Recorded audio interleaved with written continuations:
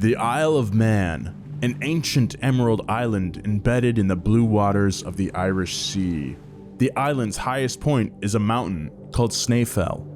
It's said that on a clear day, 6 kingdoms can be seen from the summit: England, Ireland, Scotland, Wales, the Isle of Man, and heaven. Racing up the mountain of craggy stone, closer and closer to that of the final kingdom, are 2 men, perched atop steel horses. They are Mike Hailwood and Giacomo Agostini. They're racing in the Isle of Man Tourist Trophy, the most famous and deadly motorcycle race in the world. Snaefell watches the men in silence, but its calm is deceptive. Over 250 men will eventually lose their lives amidst its hills and valleys. The year is 1967, and Hailwood and Agostini are said by many to be the 2 greatest motorcycle riders to ever race. Today, they're pitted in battle against one another. Who will prevail, Hailwood or Agostini, man or mountain? And how did a century-old race that has been around for almost as long as motorcycles themselves come to exist in the first place? All of that on today's Past Gas.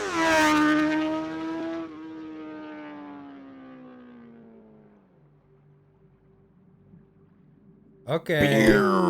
This is fun. Oh, that's like a John Carpenter hit. Man, I'm so happy that gigantic bass trombone players finally have work in movies. Yeah, Hans Zimmer really messed the game up with that one. Do you remember for like 10, 15 years, people used the Requiem for a Dream song in everything? Oh, yeah. All right. Welcome. What is happening? Oh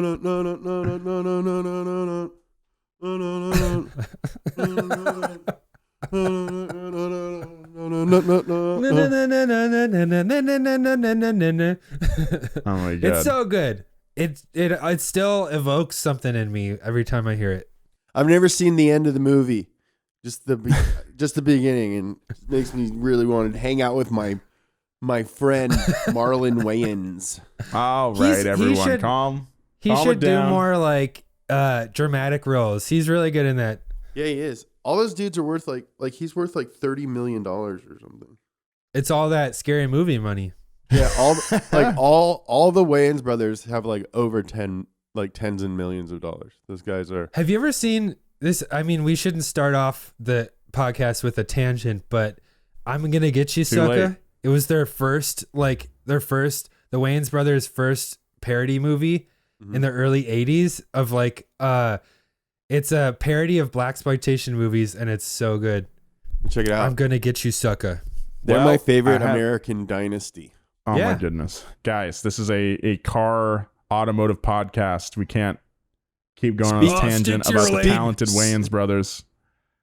Everyone, welcome back to Past Gas. Speaking of kingdoms, the Wayans brothers are royalty. Oh my God.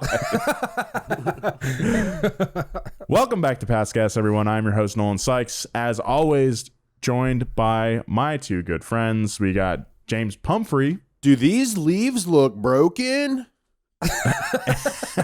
And Joe Weber. Fart up. All right. Good to be with you guys this week. Oh, it's good to be with you too, Nolan. Yeah, this week we're talking about the Wayans brothers, as you might have heard from our intro. They are technically men. I mean, there is one sister, but we're talking about an Isle of Man. They are men. Yeah. Quite the reach there. And I bet they own an island. That's probably do. The Isle of Wayan. That's what I thought this podcast was. No, today we're talking about the Isle of Man TT, the most dangerous and by extension infamous motorcycle race in the world. We're gonna talk about the island itself, how motorcycle racing came to be on the island, and 2 of the greatest guys from the heyday of motorcycle racing. So very interesting story. I'm embarrassed. I think I've been saying the Isle of Man wrong this whole time. I thought there was a comma in it. I thought it was the Isle of Man. Really, this whole time. Oh, man, this breaks that. our record for the most bits to start off a podcast. Yeah, it's really the listeners are really enjoying it. What do you guys know about the Isle of Man already? I've seen a documentary about the electric motorcycle race there.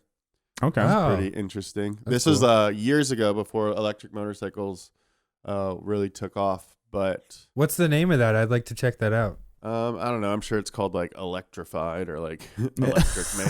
You know, sure it's called like Zapped. love it. I just know, I think I've researched it a couple times because I wanted to pitch it as like a wheelhouse or something. My biggest connection with it is it shares the same flag as Sicily, and I'm Sicilian, and I at one point was very proud of my Sicilian heritage, so I got a tattoo. And so that's right. I have the Isle of Man tattooed on my arm. What is the connection there? Like, At least for like the Sicilian flag, it's the three little sheaths of wheat represent like prosperity and abundance, and then the legs represent either like the army or like their military prowess, because Sicily's been conquered by so many different like Africans and Greeks and Italians at a certain point. I think it has to do with that. which came first? Like, who had it first? Did someone copy someone, or is it just a coincidence? Or are they like friends? Were they like, hey, we're going to go get this flag. You want one? Yeah, dude, whatever you're getting, just pick me up one too. Just get me whatever you get. I have no idea. I should look at. I've researched them separately, but I have never researched like their relationship. Yeah, the only thing I know about the Isle of Man is that it's dangerous. And that's about it. Actually, that extends to your own danger because the PLP 50 was designed on the Isle of Man. And you had a little, and I tipped one of those boys over. yeah, so it's dangerous for everyone, even if you're not on the island. I don't know. If we start talking about the PLP 50, I might need to take my headphones off. I don't think there's any. Oh my god, do you guys hear that? Straight piped Hondas do not sound good. I just want to say that. It sounds like a didgeridoo or like one of those, like a vuvuzela or something. Yeah, it was a vuvuzela for sure. Oh man, Good times. Those things ruined sports for a minute. Yeah, they did. Yeah. They really did. All right. Well, you guys know it's dangerous and that's got a funky flag, and I think that's a good starting point. Are you guys ready to get into it? Yeah. Let's do it. All right. Let's get into the danger. Halfway between Northern Ireland and Great Britain, the Isle of Man is a magical land that time has barely touched. The flag is red and features an emblem called the triskelion, 3 legs arranged in a spiral like a throwing star. It's an ancient symbol that has represented the island for centuries. Its people on the island are known as the Manx, with an X, and have lived on the island for over 8,000 years. There's also a breed of tailless cat called the Manx that only live on the island. Locals call them stubbins. Man, just from that, I can tell so much about these people. Like, just jolly people. Oh, stubbins. I already want to go. I want to go to the Isle of Man when it's safe, of course. Magical. The people call themselves a cool thing. They got a tailless cat that they love. Cool flag. Cool flag. They've been there for 8,000 years, which is definitely longer than the Sicilian flag. But you don't know when they made the flag. Well, That's true. I mean that'll be its own trail of research you got to do on that joke, because I think that's the only time we talk about the flag. Yeah, it should not just like assume stuff. So another key fact, gentlemen, about the Isle of Man is that it's the birthplace I see what you did there. of the Bee Gees. Okay, and while "Staying Alive" is not the official song of the Isle of Man TT, it probably should be. Wow. At times, the island... That's got me freaking... I'm ready to get into this. Sorry, right, I cut you off as you're getting into it. Yeah. I just want to interrupt you getting into it to tell you that I am ready to get into it. At times, the Isle of Man has been controlled by Norsemen, Scots, the English, and even Vikings. And although the island has many ties to the United Kingdom, it has its own government and is technically independent. It's that unique independence combined with stunning geography and sparse population that made the Isle of Man a perfect fit for racing. In 1904, auto racing was exploding in popularity, and British and Irish drivers were eager to compete. However, the law was against them. An enterprising Brit named Julian Ord came to the Isle of Man and saw its potential. The laws on the island were quickly changed to allow auto racing, and in 1904, the first automobile race was held on the island.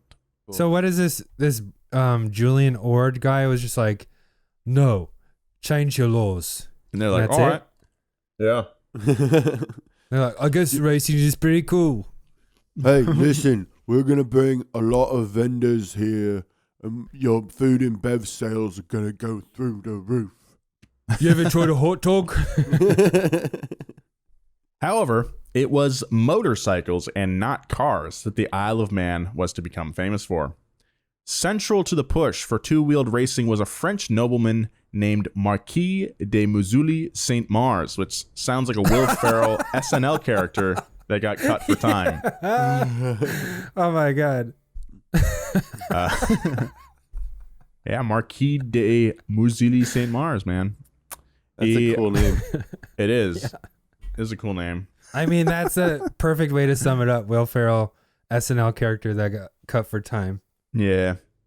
Enthusiasts wanted to emphasize the potential of touring motorcycles designed and marketed for Sunday rides through the British countryside, and the Marquis arranged for the Tourist Trophy to be awarded as part of a, quote, race for the development of the ideal touring motorcycle. From then on, the Tourist Trophy race, or the Isle of Man TT as it's better known as, would play a key role in the evolution of motorcycle technology and racing. The TT wasn't just a race, it was a weeks-long festival of motorcycling. In the words of motorcycle historian James Sheldon, the Isle of Man, quote, was to provide a ready proving ground for every new idea in motorcycling, every development, every angle of design. However right in theory a new idea might be, it was not until it was proven on the Isle of Man that it was accepted, end quote. So I didn't realize this. I didn't know that this was such a big keystone in the foundation of motorcycling, this race. Cool. A race couldn't be held without a trophy, and the Marquis came through in a big way. At first, he wanted it to be Sonic the Hedgehog given a thumbs up, but since Sonic didn't exist yet, he went with his second idea, a 52-pound all-silver sculpture of Mercury, the Roman messenger god, standing on top of a motorcycle with wings. Hell yeah. I think trophies are too big. Sorry if that's a hot take, but that's like when Ayrton Senna won that race, I think it was in Brazil, where he was stuck in sixth, and he's like exhausted, and then they hand him this like massive heavy trophy, and it's almost like a prank. Like, they're exhausted at that point. Like, just give them like a small trophy they can hold up. I think, Joe, you also have so many trophies that you're running out of space. Well, like, I mean, it's like, you're at like, a make certain them point, smaller already. Yeah. At a certain point, I just like want to stop winning everything I do, just so I don't have to like lift these trophies up. You're basically like you're the Judah Friedlander of trophies, really. Yeah, that's kind of how I've been describing myself lately. This trophy is huge. Yeah, it's 52 pounds. Oh, I also just want to use this as an opportunity to remind McLaren, if you guys don't want to display that awesome Sega Sonic trophy, then please send it to us, and we will display it in our new office. They actually put it up in their trophy case. Oh, nice. Well, good. Yeah. well, just recently. Good. It's been like 2 weeks. What? Dude, do you think I think that's us. I think that's a win for us. I think it was like that. around the same time. I don't want to take credit for it. I do. Let's take credit for it. I don't think it was us. I do. It was us. All right. Well, I don't think it's accurate, but follow the money, Nolan. Follow the money. Okay. I'll follow. Yeah, I'll do that. I'm just saying, Nolan. You know what? Okay, James, if you're going to be living your truth, just let me know first, okay? Follow the money, dude. I know you want to, be a sheep and live with your eyes closed because it's easy for you, but there's no such thing as coincidences. Keep saying that. We're all Stardust, dude. McLaren has a reputation, and they, we were on a Spotify list recently. So we're in the top 5 leisure podcasts. Yeah. Tell me that's not influential. Oh man. Anyway, those McLaren engineers and execs are listening to leisure podcasts. They're like, let me go right down the line.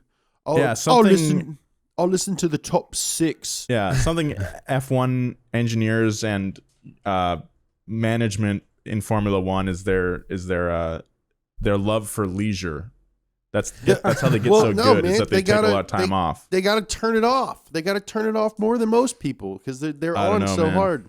The initial circuit, known as St. John's Course, was a modest 15-mile loop, raced for 10 laps for a total of 158 miles. The course took racers through several picturesque towns and along the rocky western coast of the island. Bikes at the time ranged from 150 to 200 pounds with narrow wheels and frames, an exposed belt running from the engine to the rear tire, and bicycle-style curved handlebars. They often had bicycle pedals to help on the hills because manufacturers were still figuring out how to design a bike with reliable gearing and transmissions, and many bikes of the time were 1 speed. Much of the course was unpaved, and the top speeds were around 60 miles per hour. So what year was this? Yeah, early 1900s. That must have been terrifying. Yeah. I think I'd like to rip around the Isle of Man on an old motorcycle. I would do I want to do the Isle of Man TT, but on like a Grom or something like that. I don't want to. I don't want to go fast. I just want to kind of putt along, see the scenery, check everything out, and be like, all right, cool. Yeah, my dream bike is the Husqvarna 450. That half. Is that the Vitpillen? Hey, it's kind of looks like a scrambler a little bit, but it's just so nice and freaking small. Yeah, those and cool, Huskies are and good-looking bikes. Yeah. The winner of the first tourist trophy was Charles Collier, racing a single-cylinder motorcycle from the British maker Matchless Motorcycles. That's tight. Yeah, that's cool. Triumph and Norton also had several bikes in competition.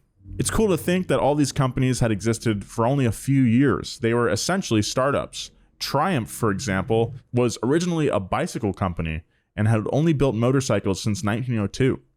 Collier averaged 38.22 miles per hour for his win, a gentlemanly speed that would be exponentially improved on in future races. His name was inscribed on the tourist trophy, and he became the first name in what would grow into more than a century of TT champions. I love how all these old motorcycle companies, they all started with penny farthing bikes and stuff like that, or tricycles meant to schlep around corks or whatever. It's all just utilitarian things.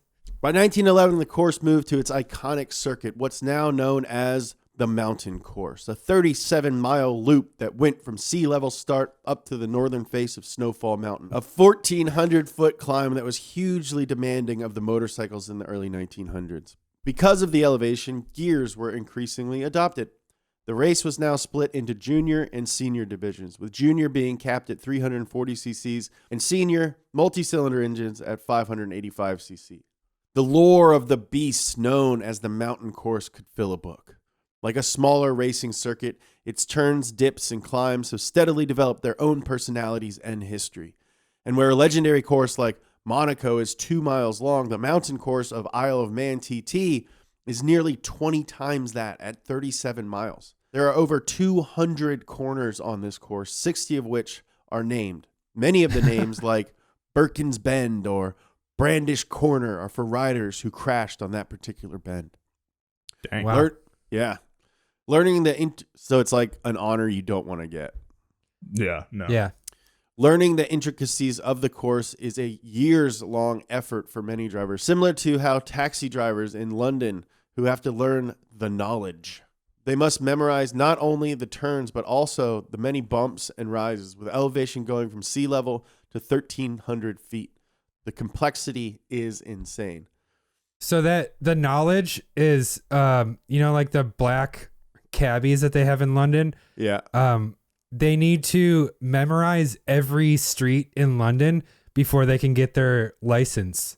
That's so, and they have to know like routes and stuff. It's like, I heard it's like a multi-year process before you can even get the privilege of like being a cabbie license. Well, like the Isle of Man, like it being such a long course, like on a racetrack, once you memorize all the turns, you get way faster. You know what I mean? So like we went to Buttonwillow, and as soon as we knew where all the turns were, it was, we were a lot more confident and a lot faster. So I can't imagine learning 200 corners.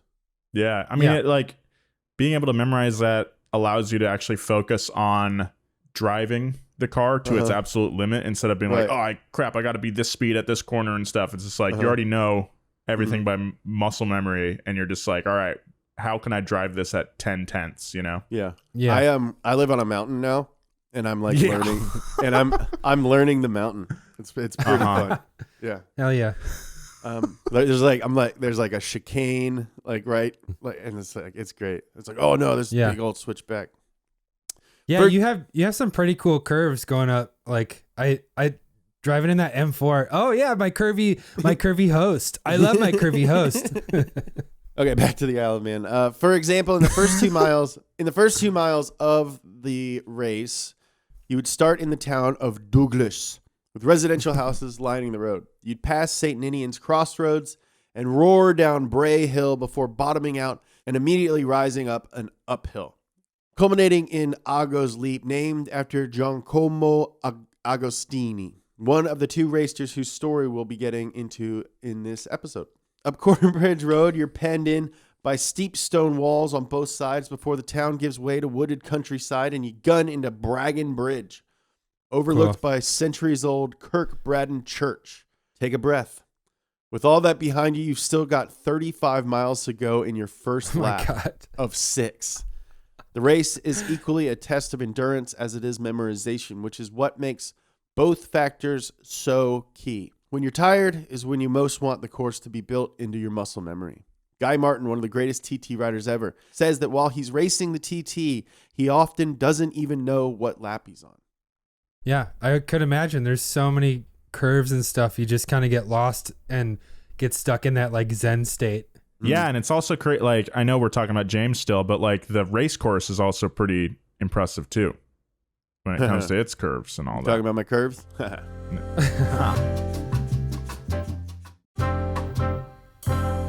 1911 saw a couple other notable events that would define the excitement and the danger of the Isle of Man TT. The first was that US-based Indian motorcycle company's twin-cylinder models dominated, sweeping the podium in the senior division. It was a big blow to the British motorcycle manufacturers that had been dominant up to that point, and fed a rivalry that only pushed the development of the sport further. Average speeds had already increased from an average under 40 miles an hour to 50 miles per hour in the first 4 years of the race. Well, and that's average speeds. Can you imagine? All right, it's 1911. You're a motorcycle rider in America. You hear about this crazy race on some little island over in England, around England. You load your motorcycle up on a boat, and you're on that boat for like, I don't know, 2 weeks. Yeah. That'd be crazy. Yeah. And like, that'd be crazy, dude. You like go down, every once in a while you go down into the cargo area. You like check on your bike, you know, you like sit on it. I just think that's like an excitement that really can't exist anymore. Yeah. That's not true. I got my Deftones 10th Diamond Eyes 10th anniversary shirt in the mail today, and that was pretty exciting. That was almost the same. It's probably exactly the same. Yeah. Yeah, I guess the closest analogy we have nowadays is waiting for your Deftones shirt from Etsy in the 4 days it takes to ship from Austin, Texas. No, I didn't get this one from Etsy. This was an official 10th anniversary Diamond Eyes long sleeve tee.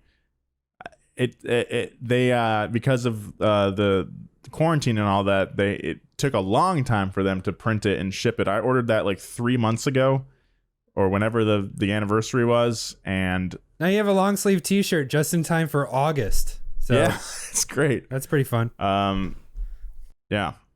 No, I think I ordered it in size large too. See, back then I was like 5 pounds lighter when I ordered it, and now I'm not sure it's gonna fit. We launched our first hoodies like in the middle of the hottest heat wave, like in like 5 years, and they did not sell super well. No, I wonder what I thought that was so strange that we were doing that. Yeah. The other headline from that year was a tragic one. Victor Surridge became the first person to die in a TT race when he crashed his bike during practice. He was attempting to pass another racer and ran into a ditch, striking the side and dying instantly. He was only 18 years old. It was the first death of over 250 to come in the next century on the island. A shocking toll that has earned the Isle of Man a reputation as the world's deadliest race. Nobody back in 1911 knew how dangerous it would become, but Surridge's death was the first warning. In the 1910s, motorcycles continued to gain speed, and their riders built their skills and knowledge. Although World War I interrupted motorcycle racing, there was huge demand for motorcycles, with Triumph selling more than 30,000 of their mass-produced Model H bikes to the Allied forces. Even during wartime, the motorcycle continued to evolve, and its potential for mass production was now solidly established. At the time, there were major differences in American and British motorcycle manufacturing.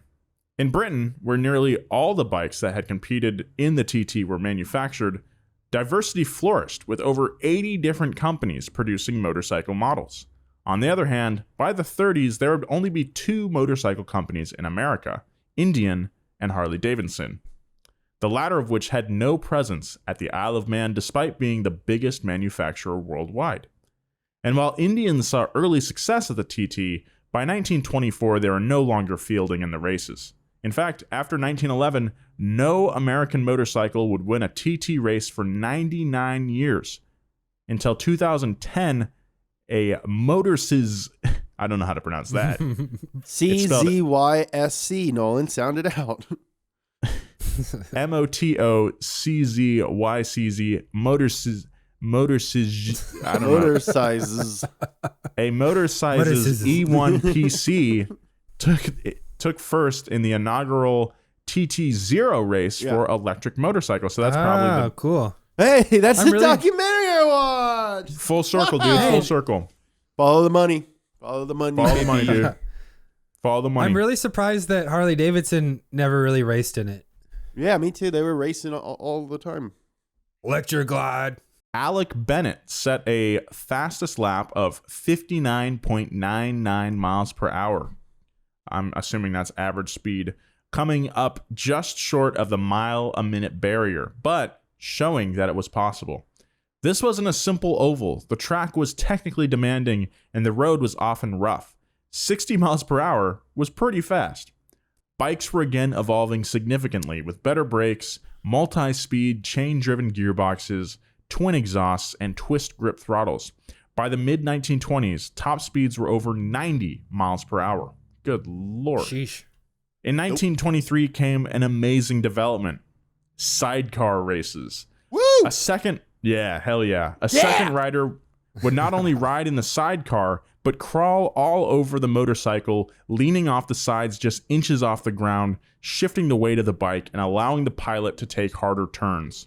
That's a special type of weirdo. Yeah, dude. A sidecar? Yeah, you're just like running around like a gremlin, you know? I don't want to drive it. I just want to like crawl around it as it's going 90 miles an hour. Yeah, our friend Dylan's dad does that. Dylan Hughes' dad does that. Yeah. He's a professional FD driver. Dylan Hughes, his dad, like his, you know, like when you're a race car guy, your whole family's just kind of like that. Like, like Dylan's brother can do like backflips and climbs on stuff. And his dad is like a sidecar race guy. I got into a sidecar racing hole last night. And it's just incredible. These bikes, by the way, they do not have traditional, motorcycle tires. All three wheels are like 10-inch wide racing slicks. Whoa. Well, because they don't really like tilt as much, right? No, they don't. They don't lean the bike at all. That's what the passenger's for. And they're they're incredible machines. But also, it's just so funny because like you ever watch a sport and be like, oh, this is a British sport. Like it just like sidecar racing is definitely that. I watched a race that was at like Brands Hatch or something. It had like 20 of these bikes flying around the short Indy course there, and like the commentators could not have been like less enthusiastic about it. And it's like, this is amazing. These guys are crawling over this. They're like leaning their heads over these like curbs and all that stuff. Yeah. That's a nice crawl. It's insane. 30 degrees there. Yeah. I think he's about 6 inches from the ground. Ooh, that's a nice crawl. Those bikes are crazy. They have like the new ones anyway, they have like a handle in the passenger compartment, and that's what the passenger's holding on to the whole time. And that's kind of it. Yeah, they have like these really big fairings and stuff. They're sick. Yeah. Very aero fairings. Let's get into it. Let's get into it. There's a version of dirt bike sidecar racing too. I know. Like these guys do like jumps. They do like jumps? Motocross courses. Yeah. No. Whoa. Yeah. It's amazing. Anyway. That's crazy. Manufacturers didn't love the sidecar event. They wanted more of a James Bond vibe than Mad Max, but the sidecar races were a hit with the fans and are still raced today, where they continue to be absolutely insane, as we talked about. You should definitely check out sidecar racing after you listen to this episode. It's super cool. The sidecar guys probably have massive balls that provide additional weight for additional grip. Yeah. Nice. Big old balls. Big old balls. I got tiny little balls, but they hang real low. Oh, God. By 1930, the winner of the senior TT would win a modest 200 British pounds, $16,000 in today's money. The race was more about glory than money, but that didn't reflect the big business that motorcycles were becoming. Manufacturers highly valued wins since it helped them sell bikes, and they offered cash bonuses to their riders that were many times more than the actual race winning. When their racers won, they would put out ads bragging stuff like, Norton goes 1, 2, 3 at Man, or triumphs at the TT. The race was going global, helping spread motorcycle enthusiasm around the world. Racers from 19 different countries competed in the 1930 event, including riders from Iraq, Jamaica, South Africa, Egypt, Australia, and most significantly Japan, where motorcycle culture and manufacturing was primed to explode. The Japanese racer Kenzo Tada, who traveled for 40 days across Asia and Europe to reach the island. He placed 13th as the first Asian to ever compete in the TT. In Kenzo's words, mine was the first overseas racing expedition to be completed, and it linked the racing community of Japan with the rest of the racing world. That's cool. That's really cool. While the racers were becoming more international, the manufacturers were still British. Norton was the dominant brand of the 1930s. Its CS1 model was the perfect example of a TT model of the era. CS stood for camshaft, as the CS1 featured a single-cylinder overhead cam engine. That's cool. Although there were multi-cylinder engines in use at the time, the advantage of the single-cylinder was a lighter weight, useful on the hilly terrain of the island. The CS1 weighed 319 pounds with 25 horsepower. The frame was a cradle design with curved steel tubes supporting the engine. Like other manufacturers, whatever Norton motorcycle competed in the race was essentially a souped-up preview of what would be available to consumers the following year. Like homologation. Uh-huh. With the affordability of motorcycles, enthusiasts could actually drive a version of what the pros were working with. And the Isle of Man TT was a huge marketing opportunity. It's like going to Guitar Center and buying some Travis Barker drumsticks. Like same thing. Same thing. Well, yeah, I mean, remember the first tourist trophy was all about, trying to find the best touring bike, and these guys are still developing these bikes to be dominant at the Isle of Man. So it's cool that they kept with it after 20 years even. In 1936, war in Europe was again looming, and its icy tendrils reached all the way to the Isle of Man. With tensions between Germany and Britain intensifying, BMW entered their first motorcycle. A twin-cylinder, supercharged bike that placed a respectable 6th place. Haha, 6th place is the 5th loser. BMW continued to enter racers in the following years. By 1939, war was clearly on the horizon, and the races saw a 40% increase in entries, with many riders correctly anticipating that it would be their last chance to race for many years. Oh, I was wondering. I was like, why would that create more interest in this race? Because they're like, I'm about to have to go get... I'm gonna lose my legs. Better hop on this motorcycle before that happens. Yeah. A political cartoon in the Isle of Man Weekly Times depicted Churchill and Hitler poised on top of motorcycles at a starting line with the foreboding caption, "Who will win?" That's cool. Yeah. That's like, is that weird if I get a copy of that and hang it in my office? No. Nah. I just want to give everyone a heads up so they don't freak out.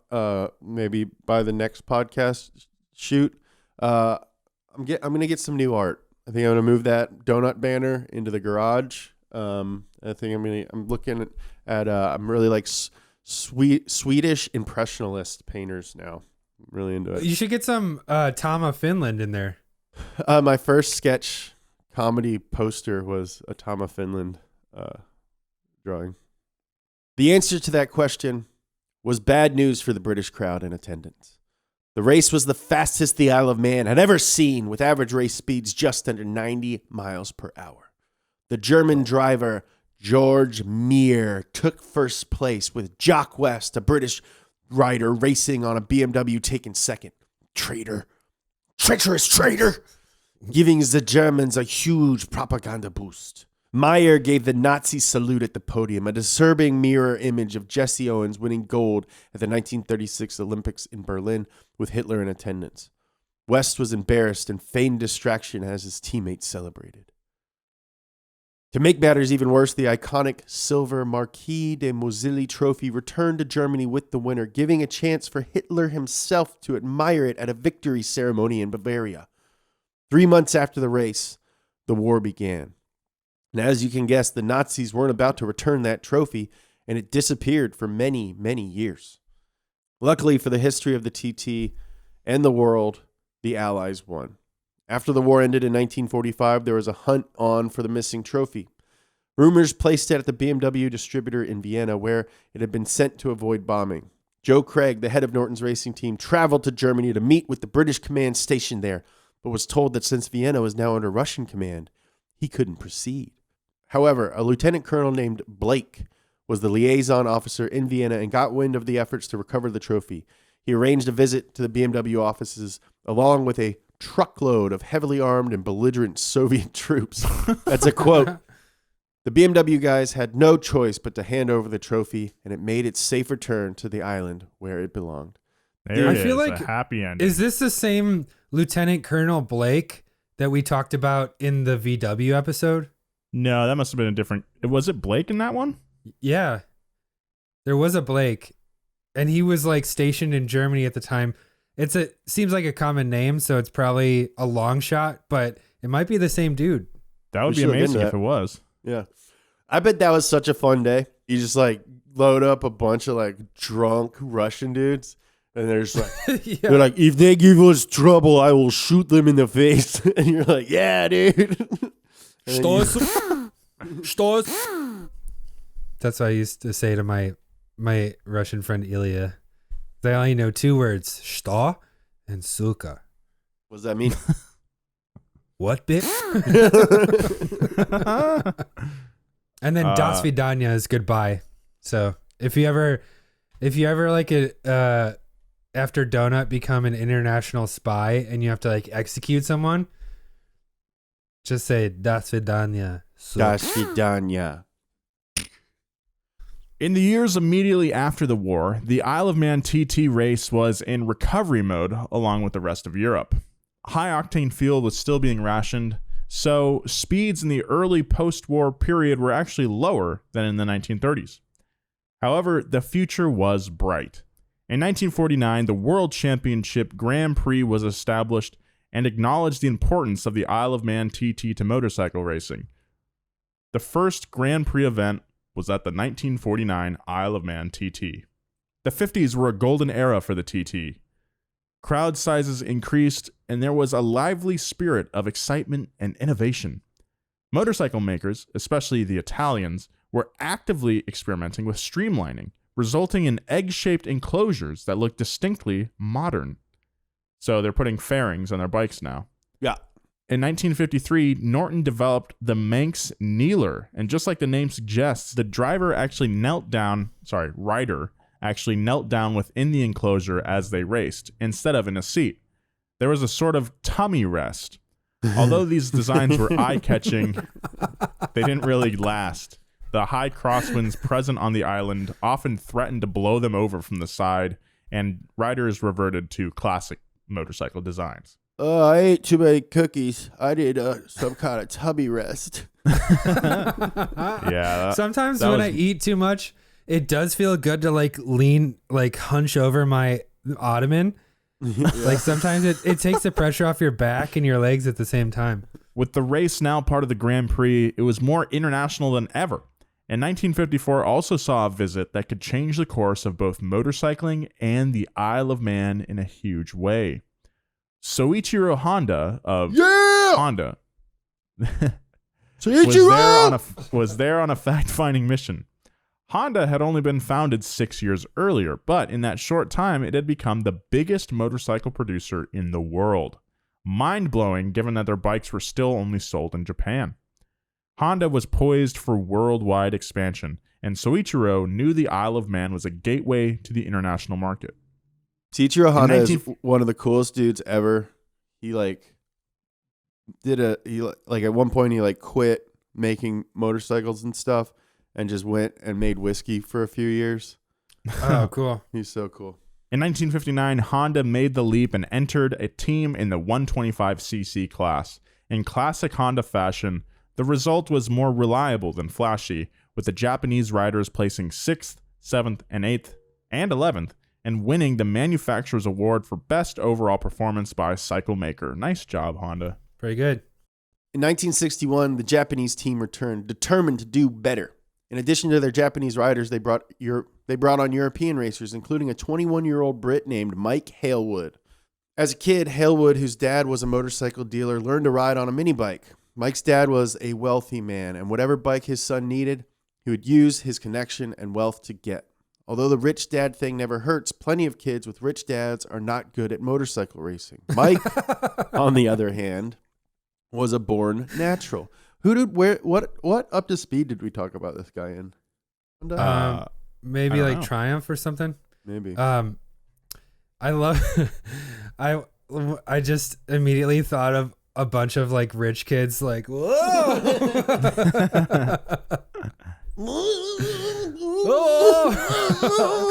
And then it hit a wall, and then like a cartoon mushroom cloud comes up. We won fjord. Hailwood attended his first Isle of Man as a teenage spectator in 1956. A year later, started entering local races in Britain. In the words of Colin Goodwin, writing for Motorsport in a 1999 career retrospective, like Jim Clark in Cars, Hailwood's talent on a motorcycle was so natural that he didn't really understand what all the fuss was about. He could just do it. That was all. And he looked damn well doing it too. Beautiful legs. That's not part of the quote. Muscular arms. I'm reading it right here. Vascular neck. A vascular neck crowned by a helmet. One of the most natural beasts I've ever seen. That natural talent earned him the nickname Mike the Bike Hailwood. The name says it all. Nickname. Yeah, dude, that's a sick nickname. That's a sick name. The addition of young Hailwood to Honda immediately paid off for the company as Hailwood won the 125cc and 250cc of 61 on an island notorious for being long dominated by British motorcycles, where American motorcycles had decades ago given up on competing.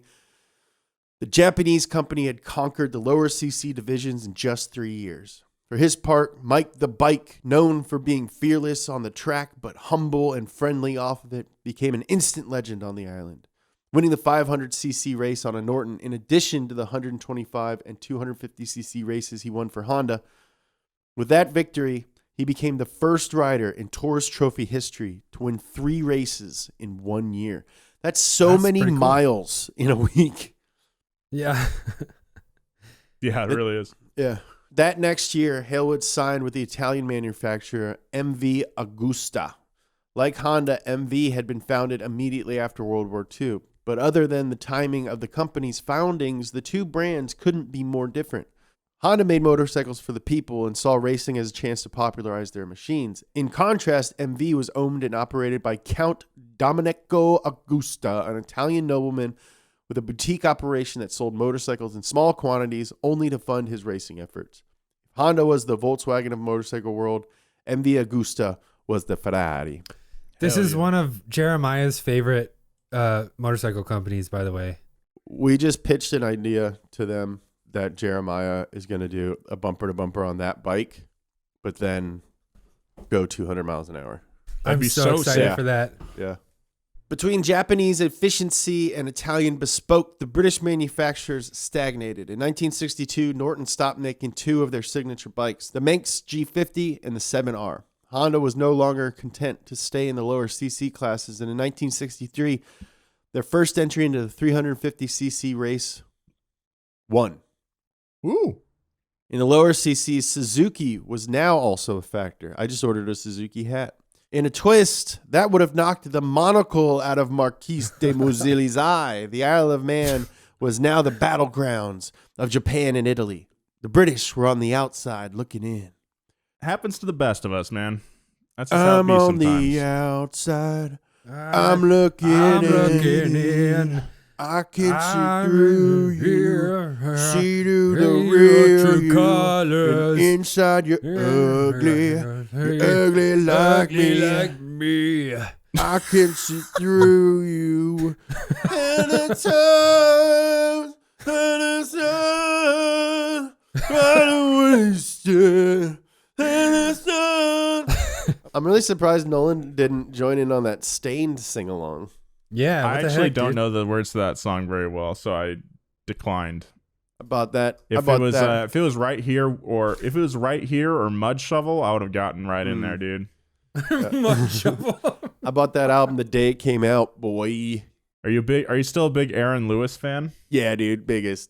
You've seen my tattoo. Just a tattoo of Aaron Lewis's bald head on your bicep.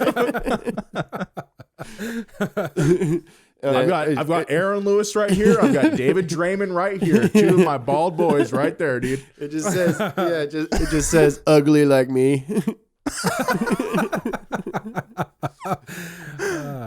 I'm gonna get a Stained t-shirt. I got a lot of Stained t-shirts if you want to borrow one of mine.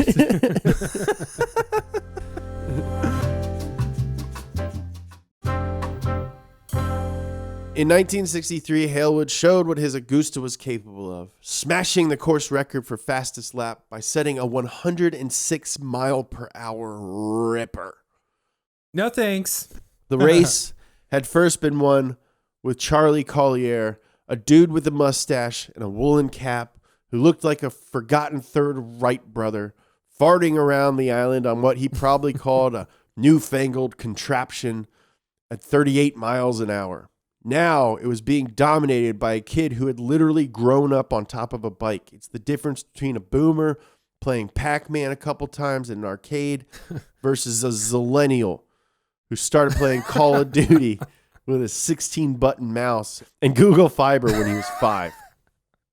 The race itself was getting huge. In 1964, there were 450 entries across 6 classes. Honda, Suzuki, and Yamaha were all considered top-tier manufacturers, as well as MV Agusta and Benelli, another Italian company.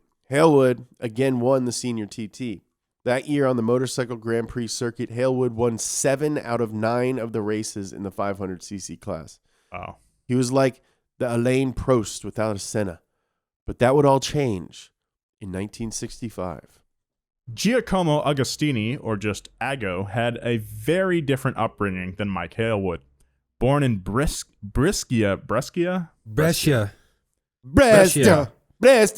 Born in Brescia, Italy in 1942, he was only a couple years younger and also born into wealth. However, unlike Hailwood's motor-dealing daddy, Ago's father was not a motorcycle fan and discouraged his son from competing. At one point, Agostini told his dad he was, quote, cycle racing, leading him to believe he was pedaling a Schwinn and not tearing around the countryside straddling an engine on wheels. Like Hailwood, Ago was well-liked. He had classic Italian charm and movie star good looks, just like me. After performing well in local races, he caught the attention. Wait, that doesn't say it in the script. Did you just ad-lib that? Yeah, dude. After performing well in some local races, Ago caught the attention of Count Domenico Augusta of MV Agusta. Augusta appreciated the success Hailwood had brought his marquee, but his dream was an Italian rider winning atop one of his Italian bikes, presumably after eating an Italian sub and a Pellegrino. Yeah. Ooh, I could go for a nice Pellegrino right now. Yeah, and then just like after the race, he drinks some Prosecco, eats some tiramisu. Yeah. All while wearing a Super Mario t-shirt. So Count Domenico recruited Ago for MV. Hailwood was only 25 himself, but having raced in 24 TT events, he was considered the veteran of the team and expected to mentor Ago for the Isle of Man. Luckily, the two men got along well. With Hailwood's coaching, Ago managed to pick up a third-place finish in the 350cc race. Mike the Bike was good for a first-place finish in the 500cc senior TT. In the Grand Prix season of that year, Hailwood would again dominate the 500cc class, winning 8 out of 10 races. However, the sparks of a rivalry were starting to show, with Agostini picking up a Grand Prix win at the Finnish Grand Prix. There's a lot of like double letters in this script. It's all just like 500 CC TT PP wee wee. I was going to mention something.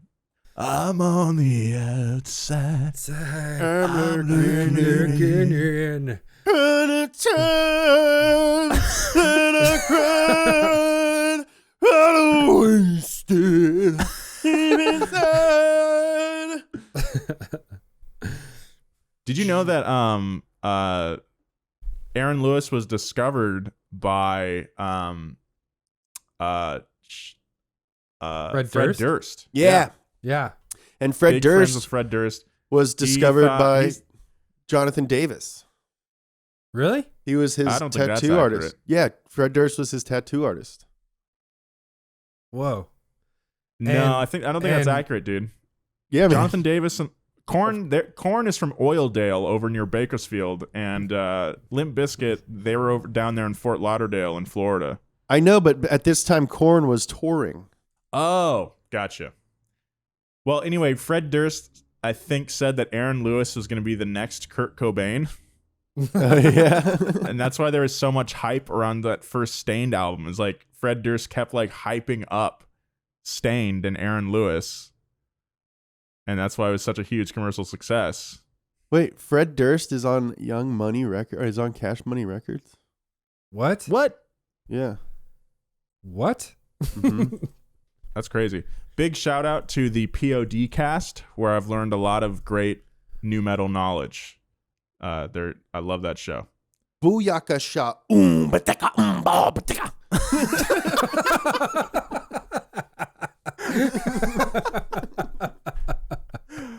Sorry. Okay, we interrupt this new metal podcast to return to our motorcycle podcast. Well, let's talk about some old metal. How about that? Yeah, let's talk about. In 1966, Hailwood was fed up with Agosta and counting the days until he could be done with the count.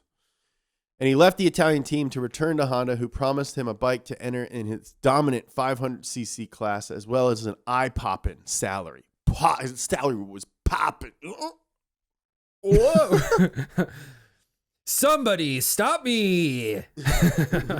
Boy. Count Augusta, for his part, was happy to be free of Hailwood and give Agostini the spotlight. His dream of an Italian-on-Italian star had finally come true. Honda did not disappoint Mike Hailwood. For the 250cc, he was supplied an RC 166, a brilliant piece of early Honda engineering that was the motorcycle equivalent of a Fabergé egg. Ooh. It featured 6 minuscule 22mm cylinders, 4 camshafts, and a 7-speed transmission. Wow. The engine could rev out to 18,000 RPM with 65 horsepower and a top speed of over 150 miles per. How have I never heard of this before? It was an insane package, Joe, for a lightweight class bike that only weighed 260 pounds. And for the 500cc, Honda presented Hailwood with the beefy big boy RC 181, an air-cooled inline 4 with dual overhead camshafts. Oh, this bike is sick. Yeah, dude. Have you guys seen it? I love little cylinders, but a lot of them. That's my favorite. Yeah. The 1966 Isle of Man TT was delayed due to a Siemens strike, which sounds like the start of a Cialis commercial. But when it was finally held in September, Hailwood dominated in the lightweight 250cc division on his RC 166, finishing nearly 6 minutes ahead of the next closest rider. In the 350cc class, he had to retire early due to a broken valve, opening the door for Agostini to cruise into his first Isle of Man victory. The Padawan was now a Jedi. Next up was the duel with his master, with the narrow roads of man serving as the motorcycling version of Mustafar. The contest was the senior TT, and Mike the Bike showed exactly why the 500cc race was considered to be his event. While Agostini recorded an impressive 101 mile per hour average pace over the course of the grueling 236-mile race, that just wasn't enough. Just like on Mustafar, Obi-Wan defeated Anakin, cut off all his freaking legs, and kicked him into the lava as Hailwood won by 22 seconds. Wow. Showing the enormous gap between MV and Honda compared to the rest of the field. Chris Kahn placed third on a Norton bike, nearly 8 minutes behind Ago and Hailwood. Wow. For context, that's the runtime of a full lightsaber duel on Mustafar. That really puts it in the picture for me, or into context. Thank you. The Grand Prix championship of that year was a different story. While Hailwood and Ago both won 3 races apiece, Ago finished first in points, knocking Mike the Bike off of his throne. Ago had proven that he was a force to be reckoned with, and 1967 was shaping up to be an exciting showdown between the two racers. Cool. Very cool. Entering the 1967 Isle of Man TT, Hailwood was struggling with the handling on his 500cc Honda. He wanted to substitute a British frame that he thought would help with the suspension, but Honda wouldn't allow it. Agostini, meanwhile, was looking formidable on top his MV Agusta, having won his first 500cc Grand Prix race of the season at the Hockenheim Ring in West Germany. Love that place. Haven't been there. Would love to go. Augusta put down a blazing first lap of the TT race with a 108.38 mile per hour race that shattered the course record Hailwood had set the previous year.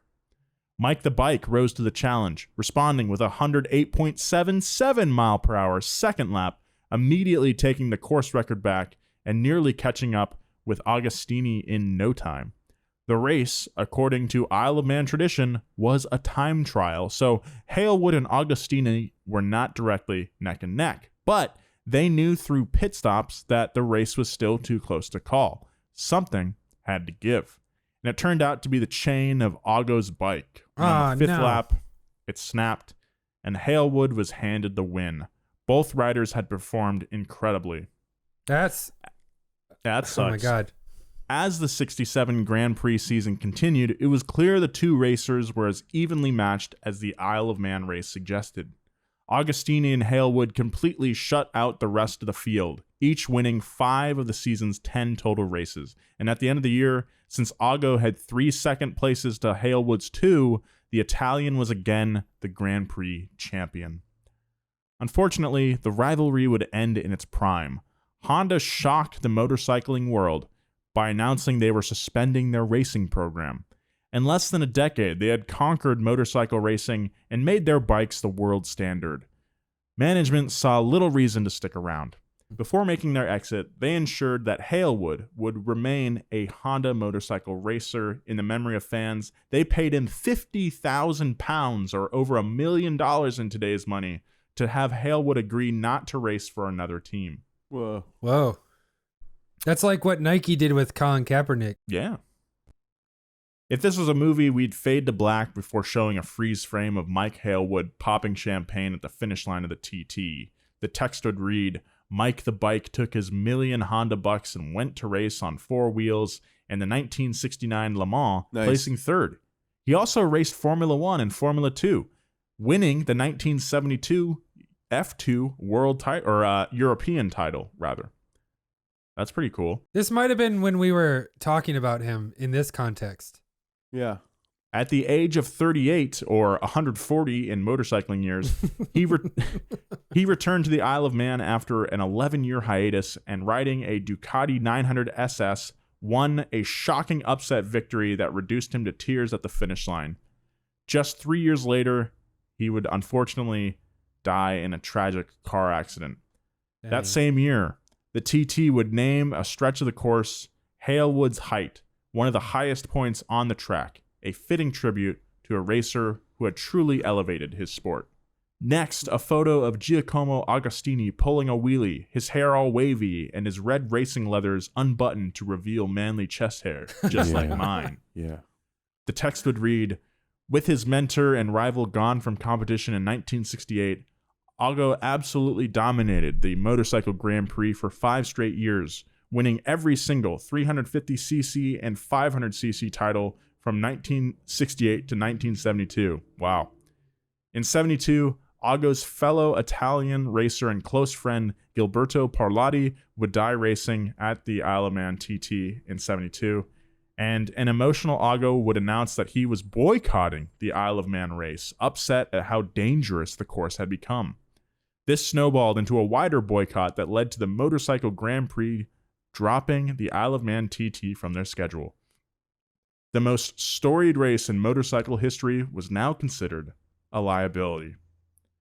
Next week on Past Gas, we'll talk about the future of the TT after it's dropped from the Grand Prix schedule and the staggering death toll of the race. And finally, we'll answer the question once and for all, why the Isle of Man is considered to be the most dangerous race on Earth. Can't wait.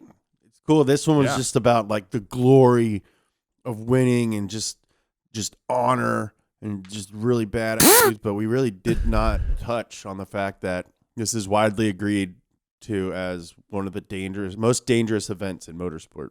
Yeah, normally I'd love to like fantasize about doing different racing and like going to different tracks and different kinds of cars and stuff. I think about it all the time. Mm-hmm. This is one of those races that I don't really want to do it. I'm good. Yeah. You know what? You guys have your thing. You can do that. But we'll see why they love it so much, because it's one of the insane. scariest things to ever watch on YouTube is like motorcycles like getting the speed wobbles. Ugh. Oh yeah, and they're just like, oh. For sure. Scary. It's scary as heck. Thank you guys so much for listening or watching Past Gas this week. I hope you guys are doing well. Follow James Pumphrey on all social media at James Pumphrey. Yeah. Follow Joe at Joe G. Weber. Yeah. And follow me at Nolan J. Sykes. Follow Donut. If you don't subscribe to Donut, please do that. That would be awesome. Tell your friends about the show too. If you have some friends you think would like Past Gas, let them know. Take care of yourselves. I love you. Be kind. I'll see you next time. And a wink wink.